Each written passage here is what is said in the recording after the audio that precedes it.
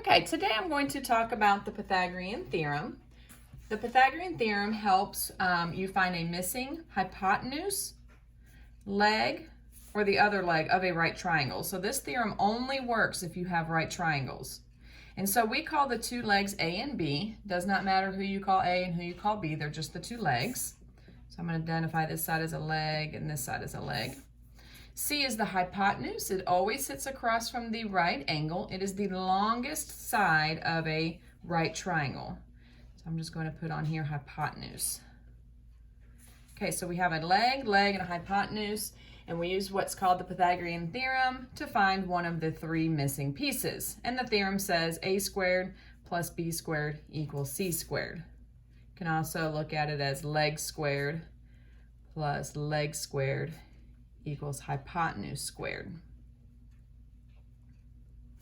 And all you do is you take your sides, you plug them into the formula, and then you solve for the missing side. So if you're missing A, you'd solve for A, so forth and so on. So I'm going to jump into an example.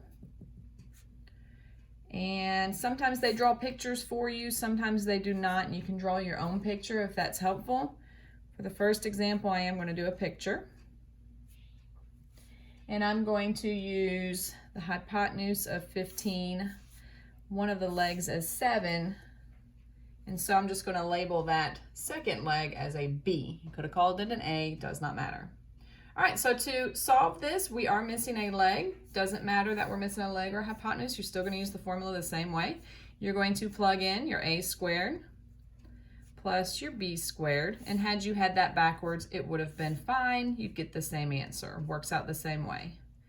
Equals your hypotenuse squared. So there's my numbers plugged in. Leg squared plus leg squared equals the hypotenuse squared. So how do I solve this? Just like you would with any other basic equation. Got to get this variable by itself. So we're going to take the 7 squared and we're going to move it across the equal sign. And because it's positive, we're going to subtract it. So that's what that looks like. You subtract 7 squared. So you got b squared equals 15 squared minus 7 squared. You plug that into a calculator, which I do not have near me. So I'm going to pretend I put it in my calculator, and I've already pre-worked this out. And so I got 176. B squared equals 176. I do not leave it like this because I need to know what b is. This still says b squared. So to get b by itself, I've got to get rid of this squared, and the opposite of squaring is square root. So you will take the square root of 176. Now, depending on how they want your answer, they may say they want a simplified radical form, which is also known as exact answer, or they may say round it to the nearest tenth. So make sure that you read your instructions very carefully. So if my instructions said to round to the nearest tenth, I would simply plug this into my calculator, the square root of 176, and I'd get 13.3. And that's an approximation, so you can do these little squiggly equal signs if you had to write it out. This is a rounded answer. Rounded to nearest tenth. If they wanted an exact answer, then you would have to simplify that radical. So a little review of simplifying. Again, I do have a video on simplifying radicals, and we worked with that previously, so we should remember. We use factor trees to simplify. So 176, I can take 2 and 88. I can take 8 and 11, 2 and 4, 2 and 2. Remember, it's very helpful if you scratch out your composite numbers, the ones we were able to break up. And then you want to look in your tree and find pairs. I see a pair of 2's here, so I want to circle them. Another pair of 2's here, so circle them. And a leftover 11. So a pair of 2's, another pair of 2's, that is a 4. My leftover is an 11. So B could also equal 4 radical 11, and that's if they want a round. If they don't want a rounded answer, they want an exact answer.